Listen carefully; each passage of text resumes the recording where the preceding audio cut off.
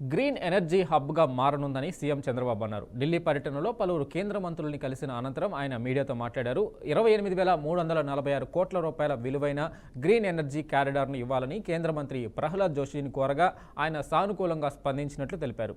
సూర్యఘర్ కింద రాష్ట్రంలోని ప్రతి నియోజకవర్గంలో 10,000 కుటుంబాలకు విద్యుత్ ఇస్తామన్నారు. తిరుపతి ఐఐటీలో డిఆర్డీఓ సెంటర్ ఆఫ్ ఎక్సలెన్స్ ఏర్పాటు చేయాలని రక్షణ మంత్రి రాజ్నాథ్ను కోరినట్లు చెప్పారు.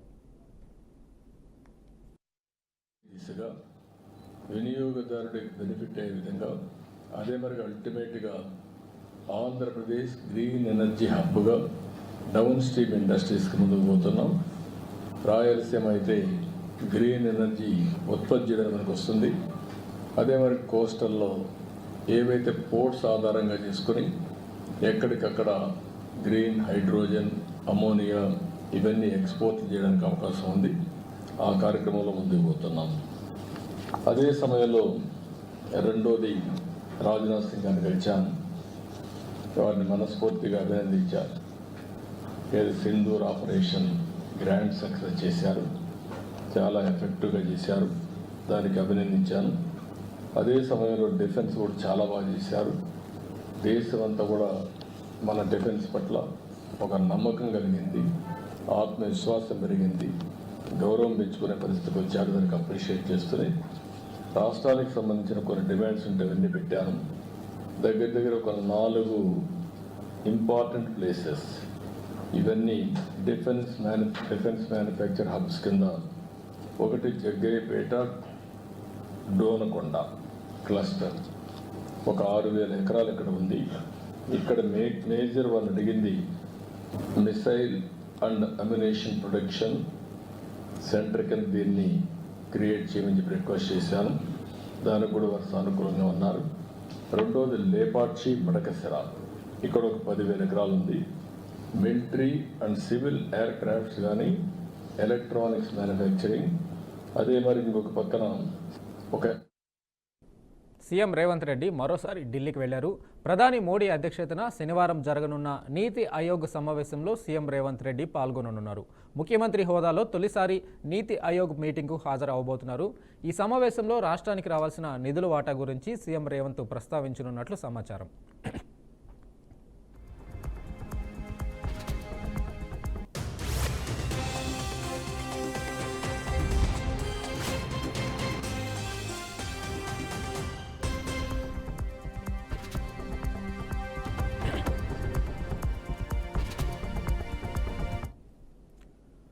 కాళేశ్వరం ప్రాజెక్టుపై ఎన్డీఎస్ఏ ఇచ్చిన రిపోర్టుపై మంత్రి ఉత్తమ్ పవర్ పాయింట్ ప్రెజెంటేషన్ ఇచ్చారు. గత బీఆర్ఎస్ ప్రభుత్వం 62,000 కోట్ల రూపాయల ప్రజాధనం వృధా చేసిందని ఉత్తమ్ ఆరోపించారు. కట్టిన 3 ఏళ్లకే ప్రాజెక్టు కూలిపోయిందని విమర్శించారు.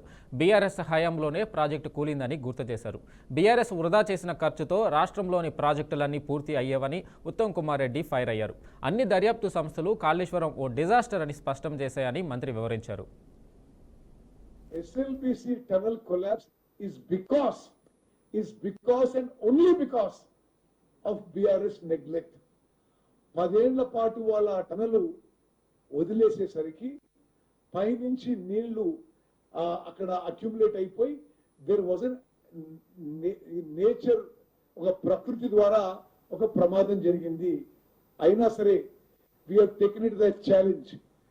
ప్రపంచంలో అత్యంత లేటెస్ట్ టెక్నాలజీ వాడి హెలికాప్టర్ బార్న్ ఎలక్ట్రోమాగ్నెటిక్ స్టడీ చేయించి దాన్ని ఎస్ఎల్బిసి పనులు తొందరగా మొదలుపెట్టే ప్రయత్నంలో ఉన్నాము. మేము ఇండియన్ ఆర్మీలో టనలింగ్ లో ద బెస్ట్ పాసిబుల్ ఎక్స్పర్ట్స్.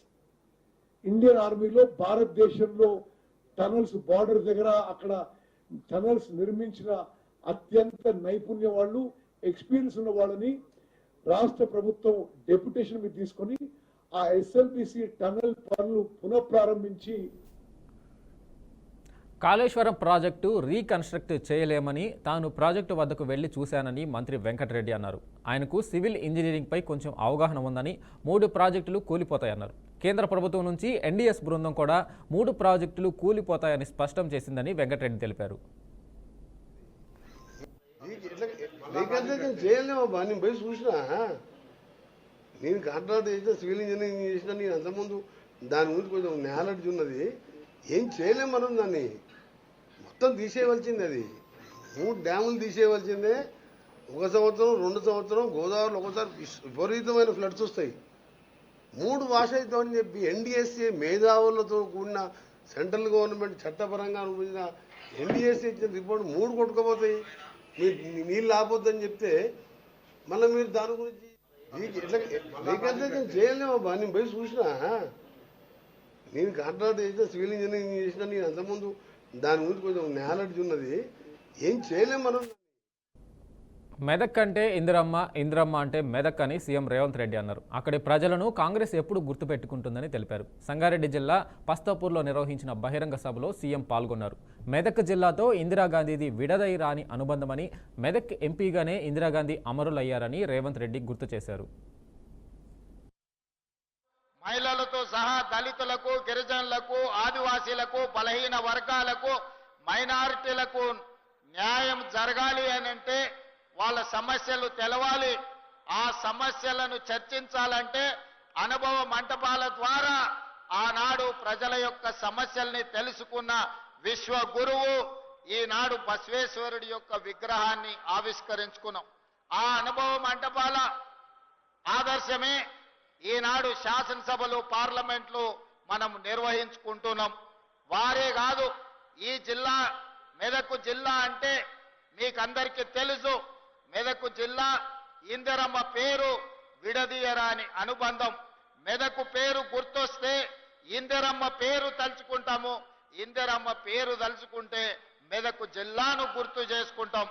ఎందుకంటే ఈ దేశ సేవలో ఈ ప్రజలకు సేవలు అందిస్తూ 1984లో శ్రీమతి ఇందిరాగాంధీ గారు ఆఖరి రక్తపు బొట్టు, చివరి శ్వాస వదిలినప్పుడు ఈ మెదక్ పార్లమెంటు నియోజకవర్గానికి వారు ప్రాతినిధ్యం వహిస్తూ వారు అమరులై ఈ దేశం యొక్క సమగ్రతను కాపాడిన గొప్ప నాయకురాలు శ్రీమతి ఇందిరాగాంధీ. ఆ ఇందిరాగాంధీకి అండగా నిలబడ్డ ప్రజలు మెదక్ పార్లమెంటు నియోజకవర్గ ప్రజలు, మెదక్ జిల్లా ప్రజలు. అందుకే చరిత్ర ఎప్పటికీ మెదక్ జిల్లాను గుర్తు పెట్టుకుంటుంది. బీఆర్ఎస్ ఎమ్మెల్సీ కల్వకుంట్ల కవిత లేఖపై కేంద్ర మంత్రి బీజేపీ తెలంగాణ అధ్యక్షుడు కిషన్ రెడ్డి స్పందించారు. కేసీఆర్ కవిత మధ్య లేఖ అనేది ఓ డ్రామా అని కొట్టిపారేశారు. అసలు అందులో ఏమీ లేదని సెటర్ వేశారు. ఇలాంటి కుటుంబ పార్టీలతో రాష్ట్రానికి కాదు దేశానికి కూడా ప్రమాదమని అన్నారు. బీఆర్ఎస్ అంటే డాడీ డాటర్ సన్ పార్టీ అని ఎద్దేవా చేశారు. ఆ పార్టీని, ఆ నాయకులను తెలంగాణ సమాజం ఎప్పుడో తిరస్కరించిందని తెలిపారు. మునిగిపోయిన పార్టీ గురించి మాట్లాడుకోవడం కూడా దండగా అని అన్నారు. డాటర్ మధ్యలో లేఖ, అది అంతర్గత ఉత్తరము, అది ఏం ఉత్తరమో కూడా తెలియదు. మరి దానిపైన మనకి ఎందుకు ఇంత ఆత్రత అని అడుగుతాను. దీనికి అంత ప్రాధాన్యత ఇవ్వాల్సిన అవసరం లేదు. అఫీషియల్గా చెప్తా ఉన్నాను. డాడీ డాటర్ మధ్యలో జరిగినటువంటి ఉత్తరానికి అంత ప్రాధాన్యత ఇవ్వాల్సిన అవసరం లేదు. ఇది మునిగిపోతున్నటువంటి పార్టీలో ఈ రకమైనటువంటి సంఘటనలు జరగడం మామూలే. ఎందుకంటే అసలు కుటుంబ పార్టీలే దేశానికి ప్రమాదం. కుటుంబ పార్టీలు ఉంటేనే ఈ రకమైనటువంటి పరిస్థితులు వస్తాయి. గతంలో కూడా చెప్పాను, ఈ కుటుంబ పార్టీలలో ప్రజాస్వామ్యం ఉండదు. ఈ కుటుంబ పార్టీలలో ప్రజల యొక్క సంక్షేమం ఉండదు. కుటుంబ సంక్షేమము, అధికారమే ప్రధానంగా ఉంటుంది. కాబట్టి అందులో ఈరోజు బీఆర్ఎస్ పార్టీ మునిగిపోతున్న నవలాంటి పార్టీ. ఈ పార్టీలో ఈ రకమైనటువంటి డాటర్ డాడీ మధ్యలో ఉత్తరాలు ఇంకా జరుగుతాయి. మనకేమందులో పెద్దగా పట్టించుకోవాల్సినటువంటి అవసరం లేదు. భారతీయ జనతా పార్టీ గత 10 సంవత్సరాలుగా ఈ విషయం స్పష్టంగా చెప్తా ఉంది. ఈరోజు కుటుంబ పార్టీలు ప్రజల కొంపలు ముంచుతాయి. ఎమ్మెల్సీ కవిత రాసిన లేఖ తెలంగాణ రాష్ట్ర రాజకీయాల్లో సంచలనం సృష్టిస్తుంది. కవిత లేఖపై మెదక్ ఎంపీ రఘునందన్ రావు కీలక వ్యాఖ్యలు చేశారు. ఇంతకు కవిత రాసిన లేఖ రాజకీయ పంచాయతీనా లేక ఆస్తుల పంచాయతీనా అని ప్రశ్నించారు. రాష్ట్రంలో అధికారం కోల్పోయిన నాటి నుండి కేసీఆర్ కుటుంబంలో లొక్కులొక్కులు వచ్చాయని, ఇప్పుడు అవి వారసత్వ యుద్ధంగా పరిణామం చెందాయని రఘునందన్ రావు కామెంట్ చేశారు. రానున్న రోజుల్లో కవిత మరో షర్మిల కాబోతుందని ఆయన జోస్యం చెప్పారు. కవిత కాంగ్రెస్ పార్టీలోకి వెళ్లే అవకాశాలు పుష్కలంగా కనిపిస్తున్నాయని అన్నారు. రాజకీయాల్లో కవితమ్మ మరో షర్మిల కాబోతుంది అనేటువంటి అనుమానం తెలంగాణ సమాజం నుంచి వస్తుంది. ఎందుకంటే ఈ పంచాయతీ కుటుంబ పంచాయతీ, రాజకీయ వారసత్వ పంచాయతీ, ఆస్తుల పంచాయతీ ఎందుకు ఆల్ ఆఫ్ సడన్ గా కవిత గారు అమెరికాలో ఉన్నప్పుడు మే 2వ తారీఖున రాసినటువంటి లేఖ ఇంతగా ప్రజల్లో చర్చనీయాంశం అవుతుందంటే ప్రజల ఆలోచనలో ఒక అర్థం కనబడతా ఉంది స్పష్టంగా. టీఆర్ఎస్ పార్టీ చేసినటువంటి ప్లీనరీలో తన రాజకీయ వారసులు కేటీఆర్ అని కేసీఆర్ చెప్పకనే చెప్పిన సందర్భంలో కవిత కాంగ్రెస్ ఫోల్డ్లోకి ఏమైనా వెళ్ళినటువంటి అవకాశం కనబడుతుందా? రాష్ట్ర ముఖ్యమంత్రి గారితో లేదా రాష్ట్ర ముఖ్యమంత్రి గారే కావాలని కవితతోటి ఉత్తరాలు రాయించినారు. ఎందుకంటే కవిత ఉత్తరం రాసిన 2వ తారీఖు రోజే ఈ ఉత్తరం కాంగ్రెస్ పార్టీకి సంబంధించిన ఒక టీవీ ఛానల్లో ఒక పేపర్ లోపల ప్రముఖంగా కనిపించింది. ఈ పరిణామాల తర్వాత కేటీఆర్ గారు హరీష్ రావు గారి ఇంటికి వెళ్ళడం, బాబా బామ్మడుతులు ఇద్దరు ఒకటనేటువంటి ఒక మెసేజ్ని బయటికి పంపడం, తనను ఒంటరి చేస్తున్నారు, బయటికి పంపిస్తున్నారు అనేటువంటి ఆలోచన వచ్చిన తర్వాత కవిత తప్పనిసరి పరిస్థితులలో కాంగ్రెస్ ఫోల్డ్లోకి పోయిందేమో అనేది తెలంగాణ ప్రజల అనుమానం. ఇక భారతీయ జనతా పార్టీ గురించి, మా పార్టీ గురించి కవిత మాట్లాడడం ప్రజలలో జరుగుతుందే వాస్తవాన్నే కవిత చెప్పి.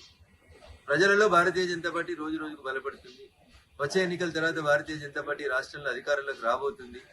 ఈ విషయాల్ని దృష్టిలో ఉంచుకొని భారతీయ జనతా పార్టీ, బీఆర్ఎస్ రెండు కలిసి ఏపీ, తెలంగాణ సివిల్ సప్లైస్ మంత్రులు నాదెండ్ల మనోహర్, ఉత్తమ్ కుమార్ రెడ్డి నేడు హైదరాబాదులోని తెలంగాణ సచివాలయంలో భేటీ అయ్యారు. బియ్యం సేకరణ, పంపిణీ, రేషన్ సరఫరాలలో ఇరు రాష్ట్రాల సమన్వయం వంటి అంశాలపై కీలక చర్చ జరిగింది. 2014 రాష్ట్ర విభజన తర్వాత ఏపీ సివిల్ సప్లైస్ కార్పొరేషన్ ద్వారా బియ్యం సేకరణ, ఫుడ్ కార్పొరేషన్ ఆఫ్ ఇండియాకి సరఫరాలో ఇరు రాష్ట్రాలు సమన్వయంతో పనిచేశాయని మంత్రి నాదెండ్ల మనోహర్ తెలిపారు. ఏపీలో రేషన్ కార్డుదారులకు నెలకు 5 కిలోల ఉచిత బియ్యం, చక్కెర, నూనె, పప్పు సరఫరా ఏర్పాట్లపై వివరించారు. సరిహద్దు ప్రాంతాల్లో రేషన్ అక్రమ రవాణా వంటి సమస్యలపై చర్యలు తీసుకోవాలని అన్నారు. తెలంగాణలో ఉచిత బియ్యం పంపిణీ కొనసాగుతున్నా ధాన్యం సేకరణలో కనీస మద్దతు ధర అమలులో సమస్యలు ఉన్నాయని, అక్రమ రవాణాను నియంత్రించడానికి ఉమ్మడి చర్యలు అవసరమని ఉత్తమ్ కుమార్ రెడ్డి సూచించారు. 2 రాష్ట్రాలు ఎఫ్సీఐకి బియ్యం సరఫరాలో కేంద్రంతో సమన్వయం చేసుకోవాలని, రేషన్ పంపిణీలో పారదర్శకత పెంచాలని, సరిహద్దు ప్రాంతాల్లో చెక్ పోస్టులు ఏర్పాటు చేయాలని, ఎంఎస్పీ సకాలంలో అందేలా చర్యలు తీసుకోవాలని ఈ సమావేశంలో నిర్ణయించారు.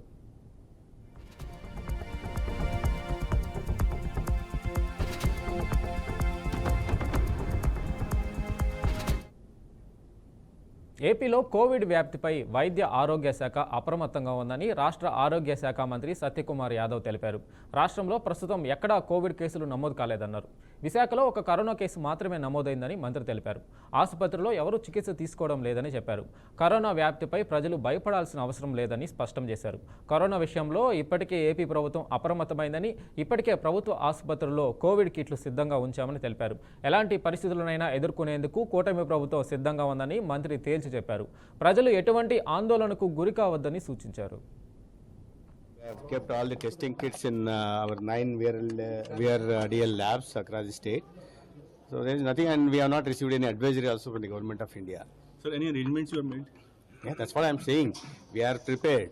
We are prepared for any eventuality. The cases are not being reported, and people are. There are no hospitalizations also. Across, even in Singapore and Hong Kong, we were told that there are no mortalities also. There is nothing. अंदर का अंदर, क्योंकि उनका कभी travel नहीं किया, किसी से मिला नहीं है जो विशाखापट्टनम में आया है, इसलिए उसमें कोई ज़्यादा ये होने की ज़रूरत नहीं है. लेकिन फिर भी हम तैयार है, मॉनिटर कर रहे, वॉच कर रहे हैं सिचुएशन को, और गवर्नमेंट ऑफ इंडिया से भी संपर्क में है, और बाकी प्रदेशों में भी क्या हो रहा है उसके ऊपर भी हमने ध्यान दे रहे हैं. ఆంధ్రప్రదేశ్లో తీవ్ర దుమారం రేపుతున్న లిక్కర్ స్కామ్ కేసులో మాజీ ముఖ్యమంత్రి వైసీపీ అధినేత వైఎస్ జగన్మోహన్ రెడ్డి జైలుకెళ్లి చిప్పకూడు తినడం ఖాయమని ప్రభుత్వ whip BJP MLA Adinarayana Reddy సంచలన వ్యాఖ్యలు చేశారు. రాష్ట్ర ఆర్థిక పరిస్థితిపైన, లిక్కర్ స్కామ్ ఆరోపణలపైన జగన్ చేస్తున్న వ్యాఖ్యలు విడ్డూరంగా ఉన్నాయని అన్నారు. జగన్ 5 ఏళ్ల పాలనలో చేసిన అప్పులే ప్రస్తుత రాష్ట్ర ఆర్థిక దుస్థితికి అద్దం పాడుతున్నాయని విమర్శించారు. అయినప్పటికీ కేంద్రంలోని బీజేపీ ప్రభుత్వ సహకారంతో రాష్ట్రంలో అభివృద్ధి పనులను కూటమి ప్రభుత్వం పెద్ద ఎత్తున చేపట్టిందని ఆయన తెలిపారు. వైసీపీ భవిష్యత్తులో కనుమరుగయ్యే పరిస్థితి వస్తుందని ఆయన జోస్యం చెప్పారు. తప్పులు చేసినావు, ఇష్టం వచ్చినట్టు గొప్పలు చెప్పుకుంటున్నావు. అనేక గొప్పలు నీకు చివరికి తిప్పలు తప్పవు, చిప్పకూడదు, తప్పదు జైలుకి పోవడం. నువ్వు ఖచ్చితంగా పోతావు కూడా. జగన్ రెడ్డి చేసిన తప్పులు అసలు ఎవరికి సాధ్యం కాదు. ఇది ప్రపంచంలోనే ఎవరికి తెలియని విధంగా తప్పులు. ఏదో చెప్తున్నానంట, నా పేరు ఉంది అని, నా సంతకం ఉంది అని. నువ్వు సంత చేసినావు, వ్యవస్థను సంత చేసి నీ సంతకాలేంది ఎవరికి తెలియదు నీది. అందరు చెప్తున్నారు బాసు కోసమే, బాసు చెప్పింటేనే చేసినామని ఓపెన్ డేటా చెప్తున్నారు. మోసంలో దిట్ట, దౌర్జన్యం.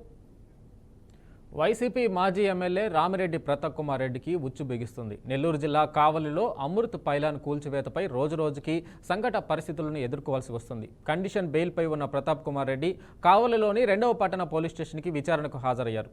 ఇప్పటికే ఈ కేసులో మాజీ ఏఎంసీ చైర్మన్ సుకుమార్ రెడ్డి అప్రూవర్గా మారేందుకు సిద్ధంగా ఉన్న నేపథ్యంలో విచారణ వేగవంతమైంది.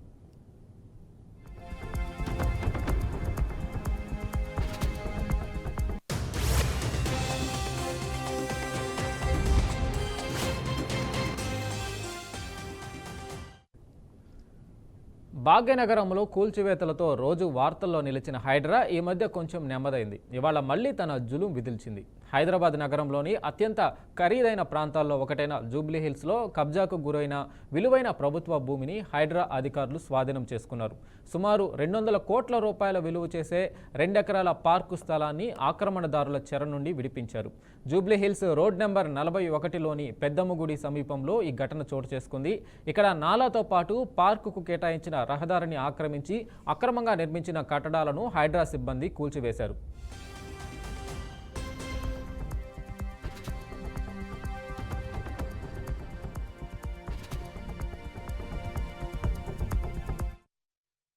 ఒక వ్యక్తి ఇంటిని అద్దెకు తీసుకుని ఆ ఇంటి యజమానికి తెలియకుండానే చుట్టుపక్కల ఉన్న ప్రభుత్వ స్థలాన్ని ప్రజా అవసరాలకు ఉద్దేశించిన భూమిని కబ్జా చేశాడు. ఈ ఆక్రమిత స్థలంలో హోటల్, హాస్టల్ నిర్వహణకు అద్దెకిచ్చి నెలకు 10 లక్షల రూపాయల వరకు అక్రమంగా సంపాదిస్తున్నాడు. ఈ అక్రమ వ్యవహారంపై ఇంటి యజమాని హైడ్రా అధికారులకు ఫిర్యాదు చేశారు. స్పందించిన అధికారులు గతంలోనే సదరు కిరాయిదారుడికి నోటీసులు జారీ చేశారు. ఆక్రమణదారుడు ఈ నోటీసులపై సుప్రీంకోర్టును ఆశ్రయించాడు. విచారణ చేపట్టిన సర్వోన్నత న్యాయస్థానం ఆక్రమిత నిర్మాణాలపై అతనికి ఎలాంటి హక్కులు లేవని తేల్చి చెప్పింది. ప్రభుత్వ నాలా, రహదారిని ఆక్రమించి భవనాలు ఎలా నిర్మిస్తారని తీవ్ర ఆగ్రహం వ్యక్తం చేసింది. వెంటనే ఆ అక్రమ కట్టడాలను తొలగించాలని హైడ్రాను ఆదేశించింది.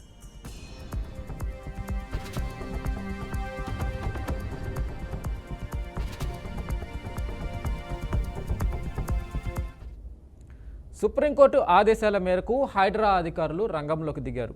భారీ బుల్డోజర్ల సహాయంతో అక్రమ నిర్మాణాలను నేలమట్టం చేశారు. ఈ స్థలంలో త్వరలోనే జీహెచ్ఎంసీ ఆధ్వర్యంలో ప్రజలకు ఉపయోగపడేలా చక్కటి పార్కును ఏర్పాటు చేయనున్నట్లు హైడ్రా కమిషనర్ రంగనాథ్ తెలిపారు. ప్రభుత్వ భూములను కబ్జా చేస్తే కఠిన చర్యలు తప్పవని ఆయన హెచ్చరించారు.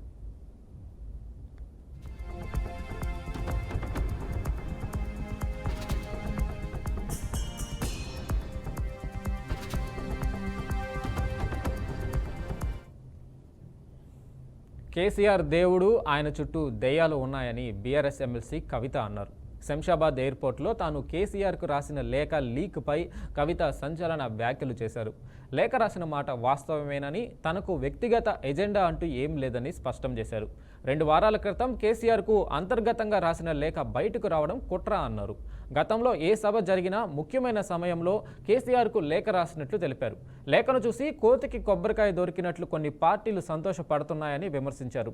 తమ నాయకుడు కేసీఆర్ అని, కేసీఆర్ నాయకత్వంలోనే తెలంగాణ బాగుపడుతుందని ధీమా వ్యక్తం చేశారు. అలాగే కుట్రలు, కుతంత్రాలు జరుగుతున్నాయని ముందే చెప్పానని కవిత వెల్లడించారు. గ్రాడ్యుయేషన్ సెరమనీ పూర్తి చేసుకొని అమెరికా నుండి వచ్చే లోపల మరి ఏదో లేఖ లీక్ అయిందని చెప్పి గత 2-3 రోజులుగా చాలా హంగామా నడుస్తున్నట్టుగా తెలుస్తా ఉన్నది. మరి ఈ సందర్భంగా గత 2-3 రోజులుగా చాలా హంగామా నడుస్తున్నట్టుగా తెలుస్తా ఉన్నది. మరి ఈ సందర్భంగా నేను చెప్పదలుచుకున్నది ఒకటే, 2 వారాల క్రితం నేను గౌరవనీయులు పెద్దలు కేసీఆర్ గారికి ఒక లేఖ రాయడం జరిగింది. నేను ఈ విధంగా కేసీఆర్ గారికి ఇదివరకు కూడా నా ఒపీనియన్స్ ఎప్పుడున్నా కూడా లేఖ ద్వారా చెప్పడం జరిగింది. అయితే ఈసారి నేను మొన్ననే చెప్పున్నాను, కుట్రలు కుతంత్రాలు జరుగుతూ ఉన్నాయని. నేను చెప్పిన కొద్ది రోజుల్లోనే మరి నేను అంతర్గతంగా కేసీఆర్ గారికి రాసినటువంటి ఉత్తరం బహిర్గతం కావడం అన్నది కేసీఆర్ గారికి ఒక లేఖ రాయడం జరిగింది. నేను ఈ విధంగా కేసీఆర్ గారికి ఇదివరకు కూడా నా ఒపీనియన్స్ ఎప్పుడున్నా కూడా లేఖ ద్వారా చెప్పడం జరిగింది. అయితే ఈసారి నేను మొన్ననే చెప్పున్నాను, కుట్రలు కుతంత్రాలు జరుగుతూ ఉన్నాయని. నేను చెప్పిన కొద్ది రోజుల్లోనే మరి నేను అంతర్గతంగా కేసీఆర్ గారికి రాసినటువంటి ఉత్తరం బహిర్గతం కావడం అన్నది ఇది మరి ఏం జరుగుతుందో అన్నది పార్టీలో ఉన్నటువంటి మనందరం, తెలంగాణ ప్రజలందరూ కూడా ఆలోచించుకోవాల్సినటువంటి విషయం. నేను వేరే ఏం విషయాలు చెప్పలేదు. నేను కేవలం పార్టీలో ఉండేటటువంటి అన్ని స్థాయిలో ఉన్నటువంటి నాయకులందరూ అనుకుంటున్నటువంటి విషయాలు. దాదాపు సగం తెలంగాణ నేను ఈ సందర్భంగా ఈ మధ్యలో టూర్ చేసినటువంటి సందర్భంలో తెలంగాణ ప్రజలు అనుకుంటున్నటువంటి విషయాలను మాత్రమే నేను పెద్ద ఎత్తున చెప్పడం జరిగింది తప్పితే నా పర్సనల్ ఎజెండా ఏమీ లేదు. నాకు వ్యక్తిగతంగా ఎవరి మీద ద్వేషం లేదు, ఎవరి మీద ప్రేమ లేదు. కానీ నేను రాసినటువంటి లేఖ చాలా అంతర్గతంగా పార్టీలో మా నాయకుడికి రాసినటువంటి అటువంటిది బహిర్గతమైందంటే మరి దాని వెనుక ఉంది nature of the leader Telangana people I've always listened to my father at various cases. Whenever I needed to give him any letter, I've always listened to him. This time it got out. I believe it is a handiwork of someone forward. ఉమ్మడి జిల్లా పాలకుర్తి నియోజకవర్గ Congress MLA యశస్విని రెడ్డి అత్త ఝాన్సీ రెడ్డి, ఆమె భర్త రాజేందర్ రెడ్డికి high court show cause నోటీసులు జారీ చేసింది. 2017లో మహబూబాబాద్ జిల్లా తొర్రూరు మండలం గుర్తూరు గ్రామంలో 75 ఎకరాల భూమిని ఝాన్సీ రెడ్డి కొనుగోలు చేసింది. ఈ భూమి కొనుగోలులో విదేశీ మారకద్రవ్య నిర్వహణ చట్టం నిబంధనలు ఉల్లంఘించారని దామోదర్ రెడ్డి అనే వ్యక్తి హైకోర్టును ఆశ్రయించారు. ఈ వ్యవహారంలో నిబంధనలకు విరుద్ధంగా ఝాన్సీ రెడ్డికి పాస్బుక్ మంజూరు చేశారని ఆరోపిస్తూ revenue principal secretary, CCLA commissioner, జిల్లా కలెక్టర్, ఆర్డీఓ, తహసీల్దార్లకు కూడా నోటీసులు జారీ అయ్యాయి. ఈ భూమి కొనుగోలు వ్యవహారంపై పూర్తి స్థాయిలో విచారణ చేపట్టి నివేదిక సమర్పించాలని ఎన్ఫోర్స్మెంట్ డైరెక్టరేట్ జాయింట్ డైరెక్టర్కి కూడా హైకోర్టు నోటీసులు జారీ చేసింది.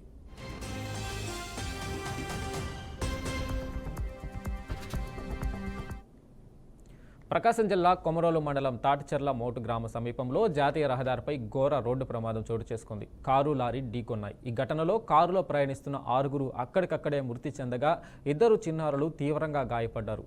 సమాచారం అందిన వెంటనే పోలీసులు ఘటనా స్థలానికి చేరుకొని పరిశీలించారు. గాయపడ్డ వారిని గిద్దలూరు ప్రభుత్వ ఆసుపత్రికి అంబులెన్స్లో తరలించారు. మృతులు క్షతగాత్రులు బాపట్ల జిల్లాకు చెందిన వారిగా పోలీసులు గుర్తించారు. మహానందికి దైవ దర్శనం నిమిత్తం వెళ్లి తిరిగి బాపట్లకు వెళ్తుండగా రోడ్డు ప్రమాదం జరిగినట్టు తెలుస్తుంది. మృతులు గజ్జల అంకాలు, గజ్జల జనార్దన్, గజ్జల భవానీ, గజ్జల నరసింహ, సన్నీగా గుర్తించారు. మరొకరి వివరాలు తెలియాల్సి ఉంది. ఇక తీవ్రంగా గాయపడ్డ చిన్నారులు జీతన్, శిరీష్గా గుర్తించారు.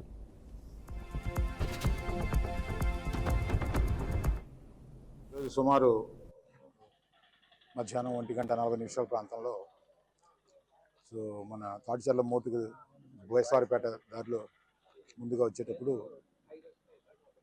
గిద్దలూరు వైపు నుంచి వచ్చిన ఒక ఇన్నోవా కారు డైరెక్ట్గా ఒక లారీకి పలకలు తీసుకెళ్తుంది, గ్రానైట్ పలకలు. ఆ లారీని డైరెక్ట్గా హిట్ ఇవ్వడం జరిగింది. Head on collision. దాంట్లో మొత్తం 8 మంది, 2 చిన్నపిల్లలు, ఒక 4 మగవాళ్ళు, 2 ఆడవాళ్ళు ప్రయాణం చేస్తున్నారు. స్పాట్లోనే అందరూ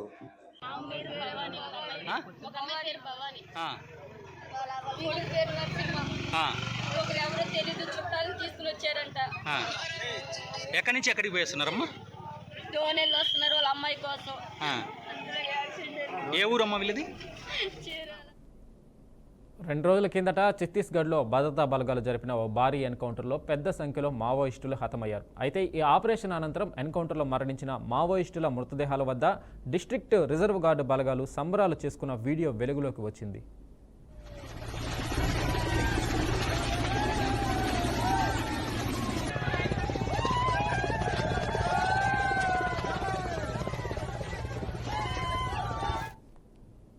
అయితే ఎన్కౌంటర్ ముగిసిన తర్వాత హతమైన మావోయిస్టుల మృతదేహాలను ఒక చోట ఉంచినప్పుడు డిఆర్జీ సిబ్బంది ఆ మృతదేహాల వద్ద నిలబడి ఉత్సాహంగా సంబరాలు జరుపుకున్నారు. తుపాకులను గాల్లోకి ప్రదర్శిస్తూ నినాదాలు చేశారు.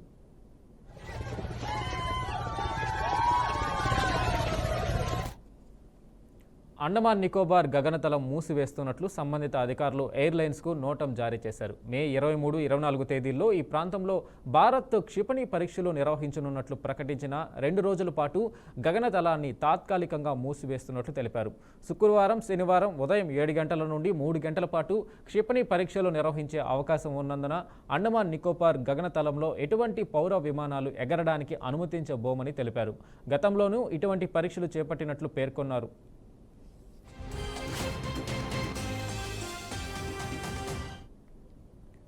ఐఫోన్ల తయారీకి సంబంధించి అమెరికా అధ్యక్షుడు డొనాల్డ్ ట్రంప్ యాపిల్ సంస్థను మరోసారి హెచ్చరించారు. అమెరికాలో విక్రయించే ఐఫోన్లను స్థానికంగానే తయారు చేయాలన్నారు. భారత్ లేదా మరే దేశంలో తయారు చేయొద్దని, అలా చేస్తే కనీసం 25% సుంకం ఎదుర్కోవాల్సిందేనని ట్రంప్ సొంత సామాజిక వేదిక ట్రూత్ సోషల్లో పోస్టు చేశారు. ఆ వెంటనే యాపిల్ షేరు విలువ 3% పతనమైనట్లు తెలుస్తుంది. And they've offered us a deal where basically they're willing to literally charge us no tariff. So we go from the highest tariff, you couldn't do business in India. We're not even a top 30 in India because the tariff is so high. America దేశంలోని San డియాగోలో ఘోర విమాన ప్రమాదం జరిగింది. నివాస వీధిలో చిన్న విమానం కూలిపోయింది. దీంట్లో ప్రయాణిస్తున్న 6 అక్కడికక్కడే మృతి చెందినట్లు స్థానికులు తెలిపారు. ఇక మరణించిన వారిలో ప్రముఖ సంగీత ఏజెంట్ డేవ్ షాపిరో ఉన్నట్లు గుర్తించారు. నివాసాల మధ్యలో విమానం కూలిపోవడంతో ఇళ్ళు, కార్లు దగ్ధమైపోయాయి.